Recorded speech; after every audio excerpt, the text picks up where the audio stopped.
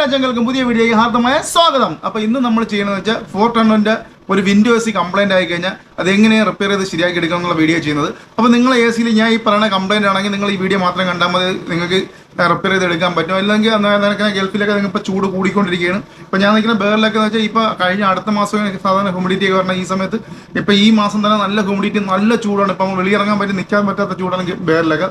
അപ്പം നിങ്ങളെ A C complaint ആയി കഴിഞ്ഞാൽ നിങ്ങൾക്കിപ്പോൾ ഒരു പക്ഷേ പണി അറിഞ്ഞുകൂടെന്നുണ്ടെങ്കിൽ നിങ്ങളതിൽ പറ്റിക്കാൻ പാടില്ല. നിങ്ങൾക്ക് ഇങ്ങനെയൊക്കെ ഒരു കംപ്ലൈൻറ്റ് ഉണ്ടെന്നുണ്ടെങ്കിൽ നിങ്ങൾക്കത് മനസ്സിലാക്കി വെച്ചിരിക്കും. ഇപ്പോൾ ഇങ്ങനെയൊക്കെ ഒരു കംപ്ലൈൻറ്റ് ഉണ്ടെങ്കിൽ നിങ്ങൾക്കത് മനസ്സിലാക്കി വെക്കാൻ പറ്റും. അപ്പം നീട്ടുന്നില്ല, നമ്മൾ നേരെ വീഡിയോയ്ക്ക് പോകുമ്പോൾ ആദ്യമായിട്ട് നിങ്ങൾ എൻ്റെ ചാനലിനെ സബ്സ്ക്രൈബ് ചെയ്യാൻ എൻ്റെ അടുത്ത് ബെല്ലൈക്കണം ആളാക്കിടനെ മറക്കരുത്. അല്ലെങ്കിൽ ഞാൻ ചെയ്യുന്ന പുതിയ വീഡിയോ നോട്ടിഫിക്കേഷൻ നിങ്ങൾക്ക് കിട്ടുന്നത് നിങ്ങൾ ലൈക്ക് ചെയ്യാൻ കാണുക. നിങ്ങൾ ലൈക്കും ഷെയറും കമൻറ്റും അടുത്തടുത്ത വീഡിയോ ചെയ്യാൻ പ്രചോദനം.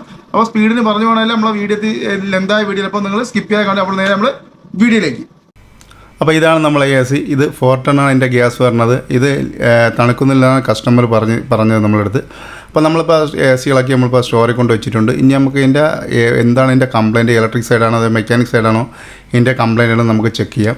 അപ്പോൾ ഞാൻ ബാക്ക് കംപ്രസറിൻ്റെ ഭാഗം നോക്കിയാൽ ഫിൽറ്ററിൻ്റെ സൈഡിൽ നിന്ന് ഓയിൽ അടിച്ചിരിക്കുന്ന കണ്ടിട്ടുണ്ട്. അപ്പോൾ എ സിയിൽ എവിടെയെങ്കിലും ലീക്ക് ആണെന്നുണ്ടെങ്കിൽ നിങ്ങൾ ആ എ സിയുടെ പൈപ്പൊക്കെ നിങ്ങൾ നല്ല ശ്രദ്ധിച്ച് നോക്കിയാൽ മതി. അതിൽ നമ്മളെ വണ്ടിയിലൊക്കെ ഓയിൽ അടിക്കുന്നവർക്ക് ഓയിൽ അടിച്ചിരിക്കും. അപ്പോൾ ഇതാണ് നമ്മൾ എ സി. അപ്പോൾ നമുക്ക് ഇനിയിപ്പം ഗ്യാസ് ഞാൻ ഗ്യാസ് അതായത് സോപ്പ് വെച്ച് ചെക്ക് ചെയ്തപ്പോൾ അതിൽ നിന്ന് ഗ്യാസ് ലീക്കൊന്നും കാണാനില്ല.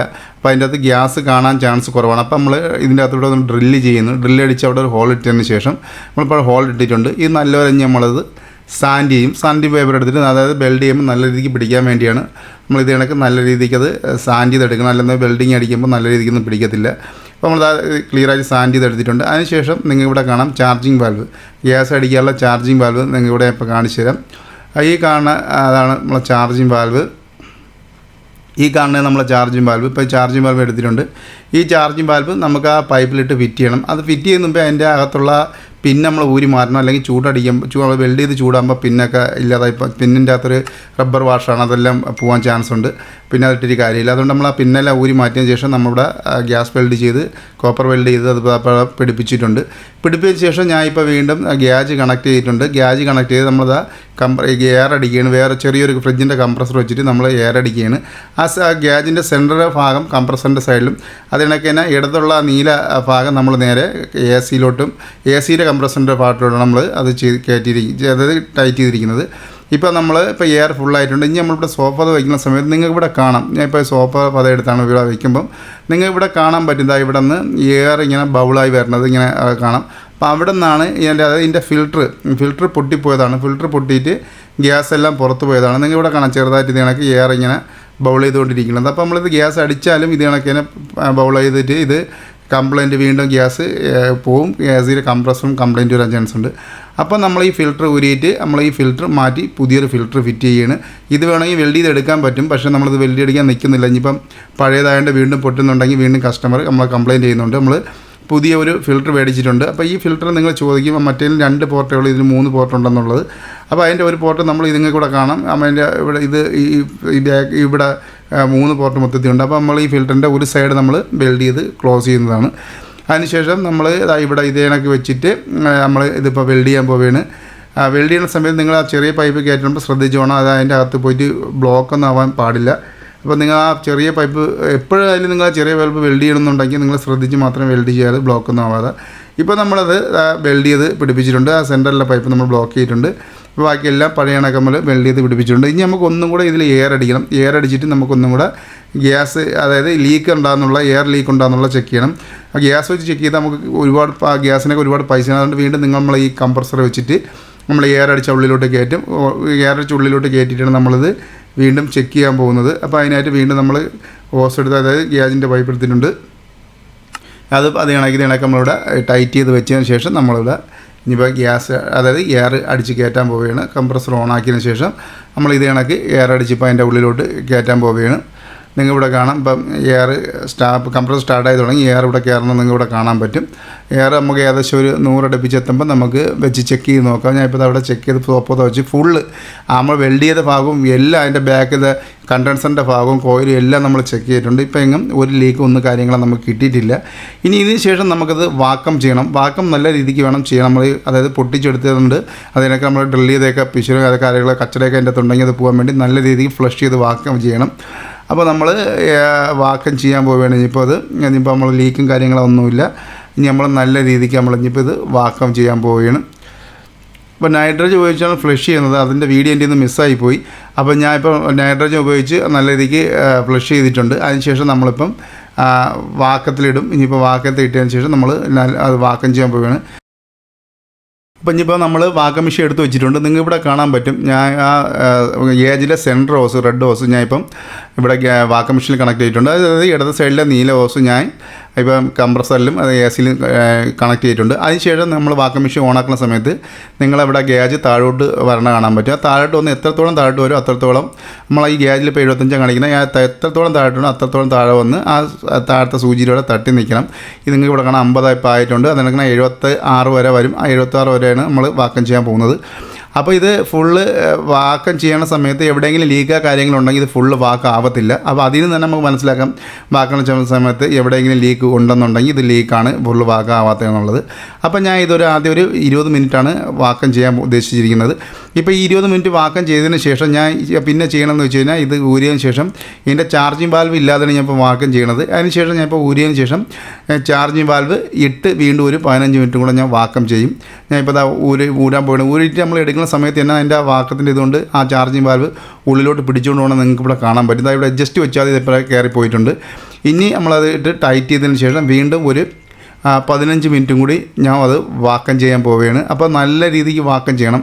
നമ്മൾ വാക്കം ചെയ്യുന്നതനുസരിച്ചിരിക്കും ഇതിൻ്റെ നമ്മൾ പിന്നുള്ള എ സിയുടെ ലൈഫും കാര്യങ്ങളൊക്കെ എല്ലാം. അപ്പോൾ ഞാൻ നല്ല രീതിക്ക് വാക്കം ചെയ്യാതെ ഒരിക്കലും നമ്മൾ ഗ്യാസ് കയറ്റരുത്. അതിൻ്റെ അകത്ത് കിടക്കുന്ന കച്ചടയും ഓക്സിജനും എല്ലാം പോയി അതിൻ്റെ അകത്ത് ഒന്നും ഇല്ലാതാവണം. നമ്മളെ ബ്ലാസ്കിൻ്റെയൊക്കെ സെൻട്രൽ കണക്ക് അത്ര നല്ല രീതിക്ക് നമ്മൾ വാക്കം ചെയ്തെടുക്കണം. നമ്മളത് വീണ്ടും വാക്കം ചെയ്യാൻ പോവുകയാണ്. ഇപ്പോൾ നിങ്ങൾ ഇവിടെ കാണാം വീണ്ടും അത് 76 മാറിയിട്ടുണ്ട്. ഇത് വാക്കം ചെയ്തതിന് ശേഷം നമ്മളിപ്പം 410 ഗ്യാസ് എടുത്തിട്ടുണ്ട്. ഗ്യാസ് എടുത്തതിന് ശേഷം നമ്മൾ ചാർജ് ചെയ്യാൻ പോവുകയാണ്. ആദ്യം ഗ്യാസ് എടുത്ത് ചാർജ് ചെയ്യണമെന്ന് വെച്ചാൽ ആദ്യം ഗ്യാസ് എടുത്തതിന് ശേഷം നമ്മൾ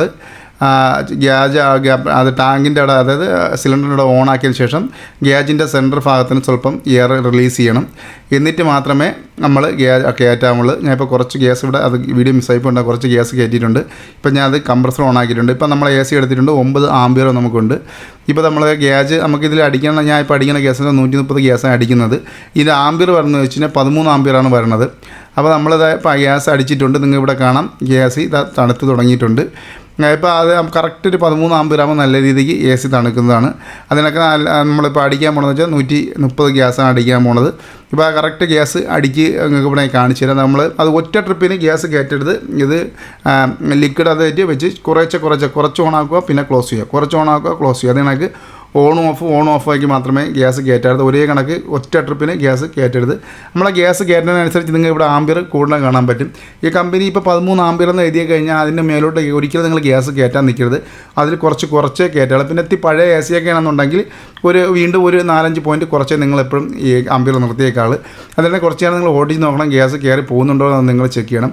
ഇപ്പോൾ ഈ AC-യിൽ നിങ്ങൾ ഇവിടെ കാണാം നല്ല രീതിക്ക് പൈപ്പെല്ലാം നല്ല രീതിക്ക് ചില്ലണക്ക് തണുക്കുന്നുണ്ട്. അതിനൊക്കെ അതിൻ്റെ ഇവാപ്പറേറ്റർ കോയിലും കാര്യങ്ങളെല്ലാം തണുക്കുന്നു. സ്വല്പം ഐസും കാര്യങ്ങളൊക്കെ ഉണ്ട്. ഞാൻ പറഞ്ഞില്ല കുറച്ചുകൂടെ ഗ്യാസ് കയറാറുണ്ട്. ആ ഗ്യാസ് എല്ലാം കയറുമ്പോൾ ഈ ഫുൾ ഐസും കാര്യങ്ങളെല്ലാം മാറി കിട്ടും. ഞാൻ നിങ്ങൾക്ക് ഇവിടെ കാണാം ചെറുതായിട്ട് ഒരു വെള്ള കളർ ഐസാണ്. അത് കറക്റ്റ് ഗ്യാസ് കയറുന്ന സമയത്ത് ഐസെല്ലാം മാറി കിട്ടും നിങ്ങൾക്ക്. അതിനുശേഷം നിങ്ങൾക്ക് ഇവിടെ കാണാം ഫാൻ നല്ല രീതിയിൽ കറങ്ങുന്നുണ്ട്. റിട്ടേൺ പൈപ്പിലൊക്കെ തണുപ്പ് വന്നു തുടങ്ങിയിട്ടുണ്ട്. ഇനി നമുക്ക് നോക്കാം. ഇപ്പോൾ ആംപിയറും കൂടിയിട്ടുണ്ട്. ഏകദേശം 10 ആംപിയർ ആയിട്ടുണ്ട്. നമുക്ക് കുറച്ചുകൂടെ ഗ്യാസ് നമുക്ക് കയറ്റാം. അത് ജസ്റ്റ് നമ്മൾ കയറ്റി അടയ്ക്കുക. ഏകദേശം 110 ഗ്യാസ് ആവുന്ന സമയത്ത് കറക്റ്റ് തണുപ്പായിരിക്കും. ആംപിയറും എല്ലാം കറക്റ്റായിരിക്കും. നിങ്ങൾ ആംപിയർ നോക്കി ഗ്യാസ് അടിച്ചാൽ മതി.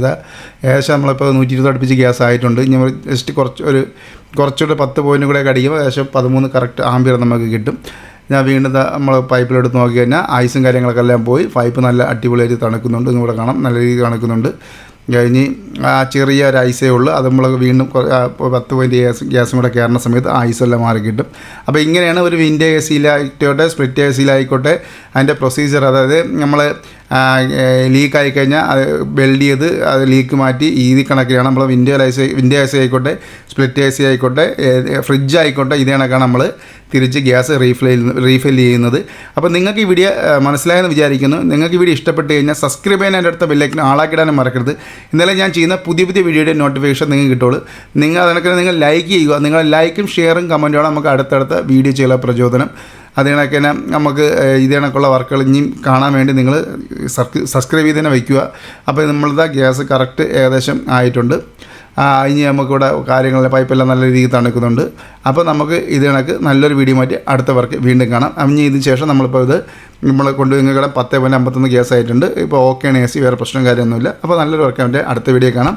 അപ്പോൾ നമ്മൾ ഇനിയിപ്പോൾ AC തിരിച്ച് കസ്റ്റമറിന് ഡെലിവറി ചെയ്യുന്നതാണ്. ഗ്യാസ് എല്ലാം പക്കയും.